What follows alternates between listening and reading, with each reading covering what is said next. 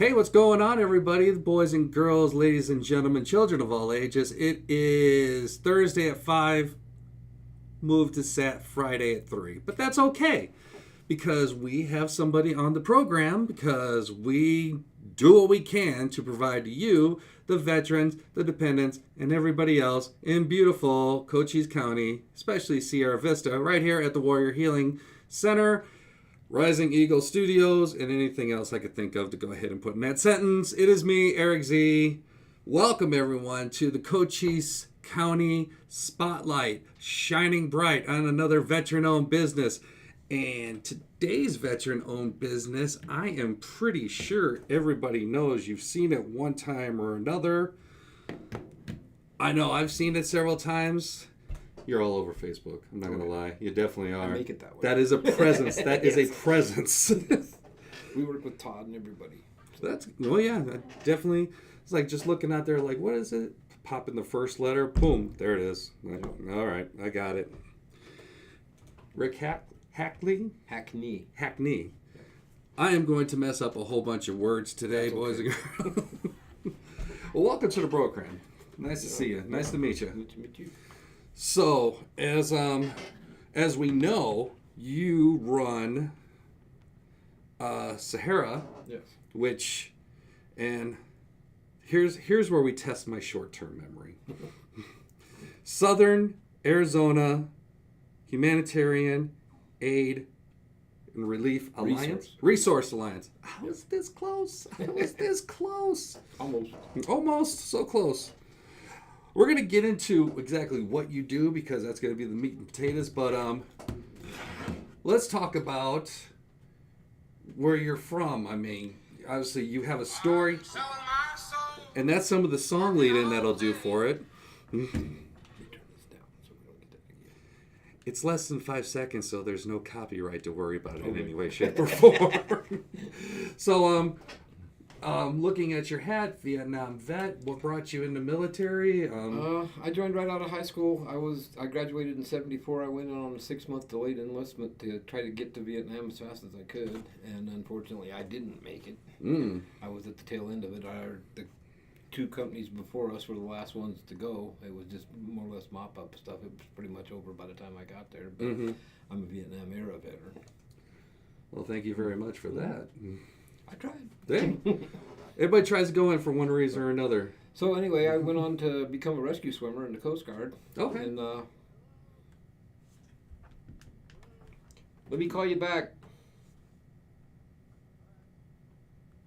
Sorry about that. No.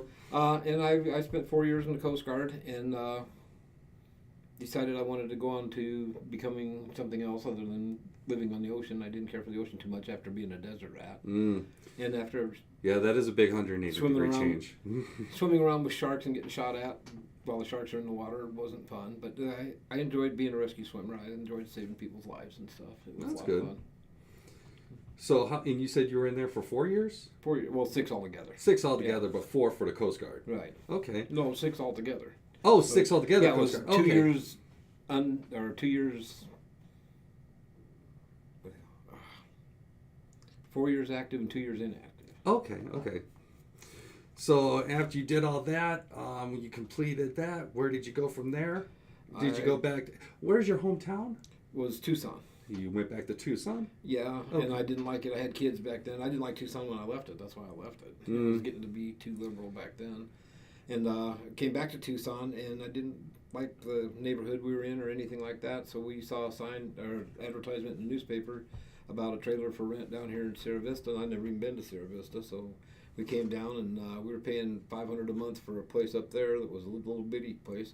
We come down here and the trailer we went to look at was a 4-bedroom double wide with a 2-stall garage and a half-acre property for $275 a month. I said, "Yep, we live." Oh yeah, that's big, huge. And I like the area a lot, so I've been here since '84. That's a long time.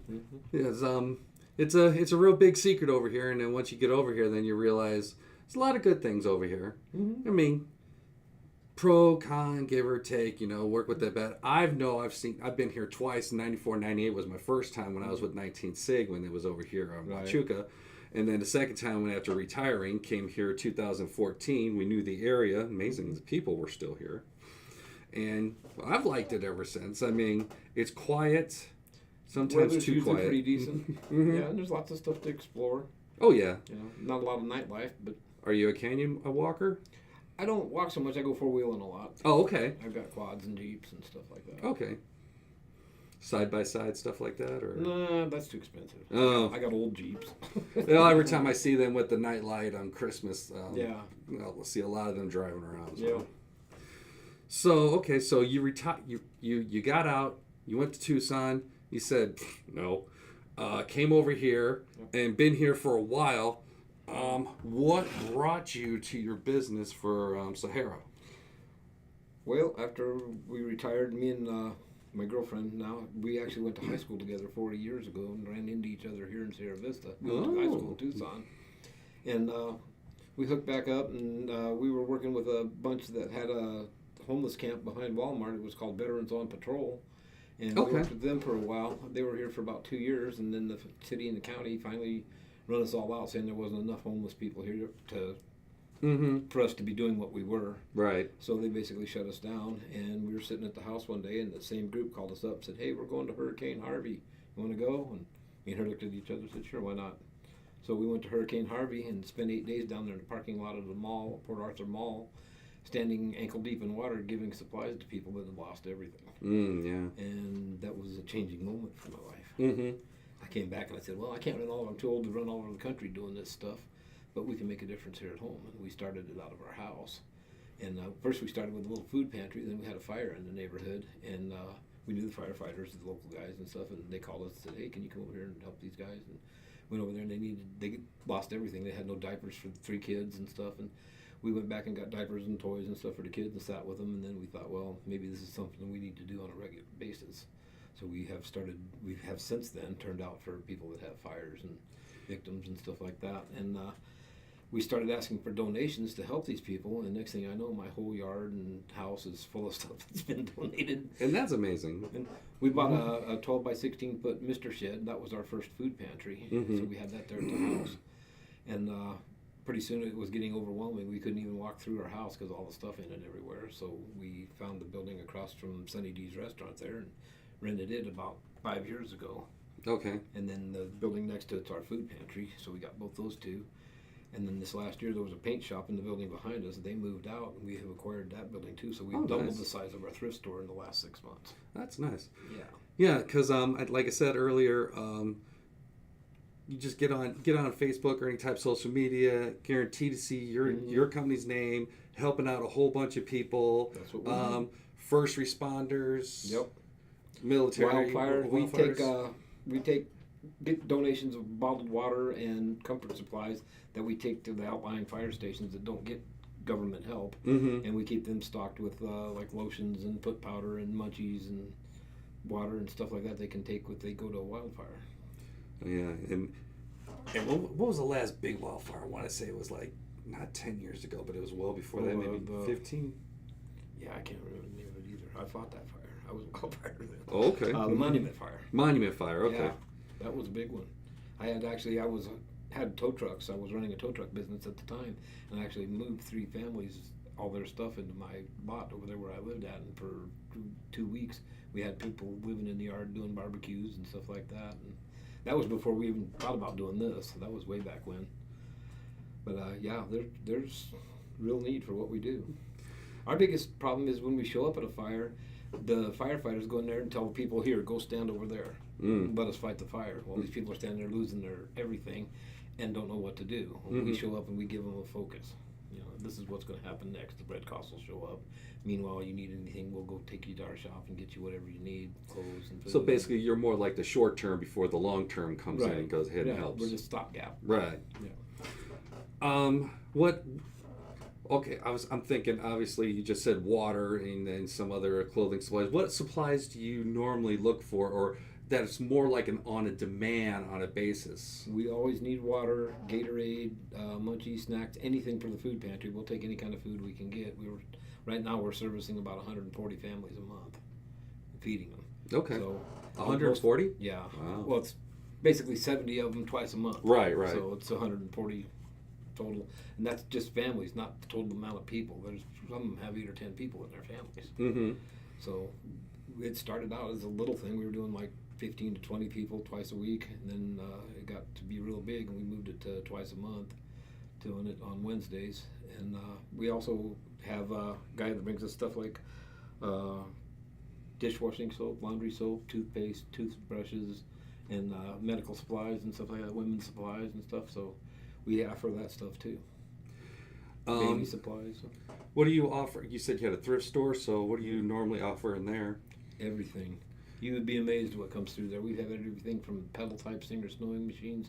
The lady donated us a travel trailer, a 28-foot travel trailer with 3 slides on it that we sold. And Oh, wow. made $10,000 off of that for our thrift store. So we get everything from one end to the other.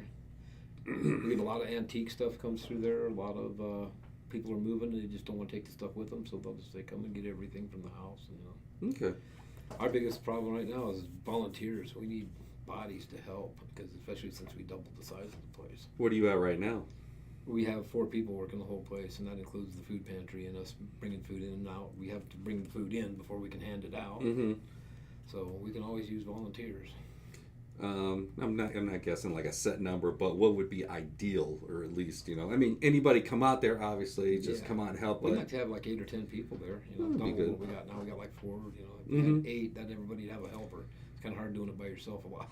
especially, if you're taking in all the supplies for that are donated, Oh, then you yeah. got to do the logistics and the whole thing on that. Right. We get like big furniture donated, like bookcases, Oh, yeah. and TV entertainment centers and stuff. And I'm at the point where I just can't do that anymore. Mm-hmm. And if I can't find guys to do it, I just got to turn it down. Got to find some of that young folk. Get out there. Yeah, Hey. they're hard to motivate. Hey, if anything, Yeah. come out there, volunteer for a little while. That does help on a resume if you're looking to take something like that. absolutely. Yeah. And we do some of that. We even let people that have to do hours for the community service hours, so Mhm. we'll let them come in too. A lot of times some of the GIs will show up and they'll turn out for a weekend for us. That's good. No. Have you? I want to say I've seen you at a couple events, because normally when they have stuff in the park, you have like you throw up display. Is it just at the park? Have you been to other areas? No, or? we went to the stand down they just had here, or the Okay. stand up for freedom, and then we're at all the stand downs, and we go to just about anything that happens at the park. If we're not setting our stuff up there, we're helping somebody else do their stuff. We work with the guys on board at the MWR a lot. Okay.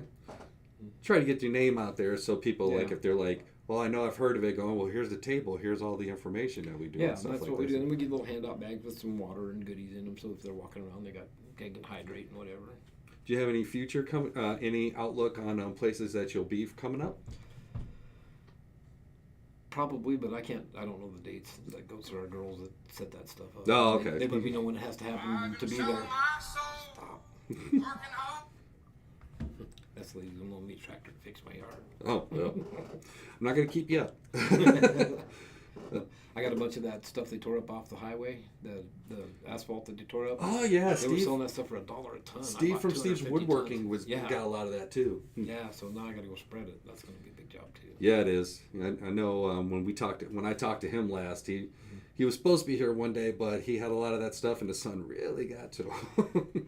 And it's as the sun cooks it, it gets hard again. Yeah. So it's going to be hard to spread. So, anyway.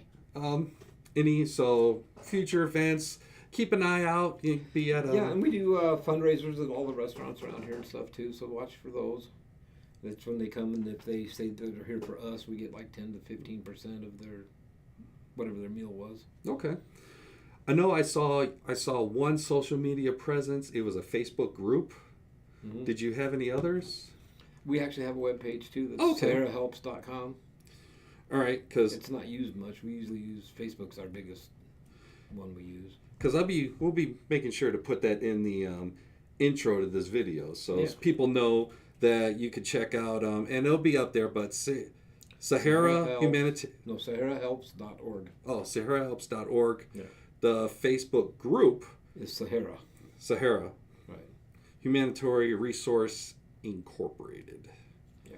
And has all the contact info. Look through there, and you can see all the good things that you've been doing Yep. for the community. And a lot of times we'll go through the store and film stuff that we have there available. That way, if somebody sees something they want, they can come and get it. Oh, that's good. Yeah. Just get a live action, like going, you can take a picture, but if they're like actually walking through the store, if you will, just seeing that. Yeah, we have Todd from Cool FM comes over once in a while, and he'll do a walkthrough with us. And That's when nice. we're having big sale days. A lot of times we have 50% off days on weekends and stuff, just because we get overwhelmed with the amount of stuff. Mm-hmm. So, and it helps. So definitely, by all means, come on out over to Huachuca City. Check out Sahara right across the street from Sunny D's. It's a big, huge area. I know I drove through it. I was turning around. I got lost. But it was a while ago. To be fair. And now you said you just purchased the paint place? The building right behind ours, which was part of our lot, but there was a paint company in there painting cars, and they moved out. And, Okay. So it's as big as our main building is, maybe a little bigger. It has a loading dock and everything on it. Oh, good. We like to specifically work with veterans. So if any homeless veterans get housed, we'll give them furniture and clothing and food and whatever. We'll help them set it up. Okay. So That's we're good. all about helping the veterans first. Of course. Check his site out. Check out his Facebook group. The information will be up above, as well as the website. Go on, check out over there. Obviously, water is a big must. Non-perishable foods, anything that you can, bring it on over, and it helps back to the community. Yep. So definitely, by all means, check out Rick Hackney. Yep. I got it the first time. Actually, it was the second time I But thank you again for coming You're out. I welcome. do appreciate it. Y'all come down and check us out. It doesn't cost anything to look, and you might find something you really like. Never hurts to go look. Never hurts to go ahead, check out, see what they do, what's their story, and it gets people motivated. Believe me. So, thank you for coming on. Thank you welcome. everybody for watching. Of course, Thank you. if you watch this, definitely give it a like. Definitely give it a share so we can get it out there amongst the masses. Share this out there on your Facebook, on your Twitter, X. Twitch, if you can try. YouTube. Definitely, you can share YouTube on a whole bunch of platforms. So go ahead, get out there. Until then, next week, hopefully we'll be here. Yep. Get somebody new. Till then, y'all take care. Talk to you soon. Wait, Rick, is there anything Sahara needs right now? Food. Any kind of perishable foods. Any perishable foods? Non-perishable. Non-perishable. Not perishable. It's only going to last for We so do long. have freezers and refrigerators if you got other stuff. But And I would guess toiletries are along those lines too? toiletries, water, Gatorade for the firefighters, comfort supplies like the little bottles of shampoo and conditioner and foot powder and stuff like that, granola bars, energy snacks. We're fixing to take a load over to the J6 fire station here this next week. We're just about ready to do that. Oh, okay. That's good. Yeah, and we've already done Whetstone and Sonoyta. Okay. Sonoyta usually gets busy, don't they? Oh, man. Oh, yeah. Them and Whetstone. Whetstone's actually got a crew in California right now helping them with the big fire out there. Oh, wow. 312,000 acres as of last night. Because what was it a couple years ago? Or Dragoon? Yeah, Dragoon Fire, yeah. That was a big one, too. Yeah. But definitely go check out his site, check him out, help him out. And it's helping out towards other firefighters, everybody else. And if you're bored, come down and volunteer to see what it's all about. The only thing you got to spend is your time, and it's all going towards a good cause. And best job you'll ever love doing. That's right. All right, talk to everybody next week. Thursday at 5, Friday at 3, Saturday. I'll go anywhere, do a video. Go ahead, take it in. Oh, what's this? Never mind. And we have spam. That's beautiful. We'll take spam. We'll take spam. we got cases of spam. All right, take care, everybody. Bye.